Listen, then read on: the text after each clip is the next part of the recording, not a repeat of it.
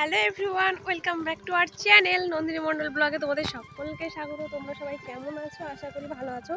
তো এখন আমি এসেছি এই যে মাঠে তোমাদের একটা জিনিস দেখাতে এনেছি আমি। তো দেখাচ্ছি, দেখো এই যে দেখো কত ফুল ফুটেছে এখানটায়। আমি সেগুলোই তুলতে এসেছি। এই দেখো এই দিকটায় আছে, এখানে কিন্তু জল নেই, ডাঙা। জল ছিল আগে, এখন সব শুকিয়ে গেছে। এই যে কত সুন্দর ফুল ফুটেছে, এই যে দেখো। আমি তুলে নিই, তারপর দেখা হচ্ছে। এই দেখো আমি এখন তুলছি এগুলো, আমার খুব ভালো লাগে।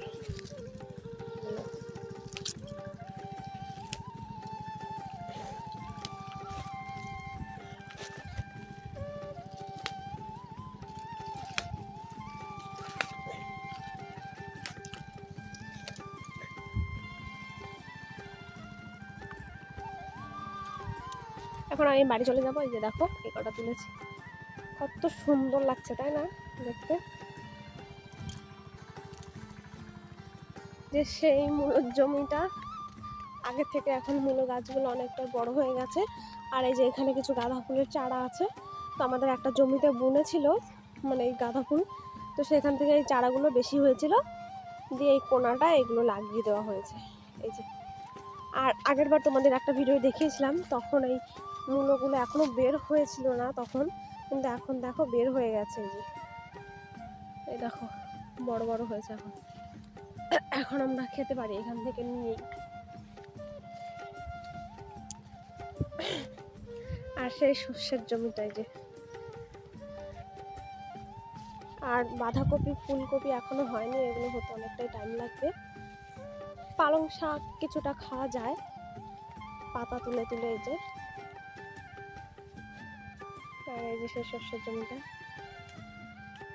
এখানে আমাদের মাঠে, সারা মাঠে এটাই মানে ফুল ফুটেছে এখনো। সব জমিতে চারা বের হয়েছে, এখনো ফুল অব্দি এখনো ফোটেনি, শুধু এই জমিটায় এখনো ফুল ফুটেছে। সারা মাঠ দেখালে একটা জমিতেও এখন শস্য ফুল দেখা যাবে না। এই দেখো, তোমাদেরকে একটা জিনিস দেখাই, দেখো ওই যে দূরে দেখতে পাচ্ছ একটা ছেলে আর একটা মেয়ে বসে আছে, ওরা হচ্ছে আমার ভাই বোন। তোরা বসে বসে এখানে কি করছে দেখো, দুজনা মিলে একজনা কাটছে আর একজনা ওঠাচ্ছে।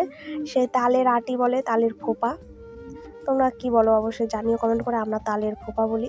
তো সেগুলোই ওরা এই যে খাচ্ছে বসে বসে আর বের করছে ওটার থেকে। ও কাটছে, আমি দেওয়ার ভিডিও করছি দেখে আমাকে আবার মারতে আসছিল। ভাই কাটছে এইভাবে দাও দিয়ে, আর বোন এগুলো ওই শ্বাসটা বের করছে ওই আটিটা থেকে। তোমরা কে কে খেয়েছো আর কেমন লাগে অবশ্যই জানিও। আমার খুব ভালো লাগে এগুলো খেতে। আমার ঠান্ডা লেগেছিল বলে আমি খেতে পারিনি, খাইনি। খেতে মন চাইছিল, তাও একটা দুটো খেয়েছি। কি করবো বলো, ঠান্ডা, এগুলো খুব ঠান্ডা। কত তালের আটি, এই দেখো সবগুলোর ভিতরেই পোকা আছে, এরকম গাছ হয়ে গেছে। এই যে দেখো শেকড়ের মতো বের হয়েছে কত। আমাদের এখানে অনেক প্রচুর তাল গাছ, সেই কারণেই এত।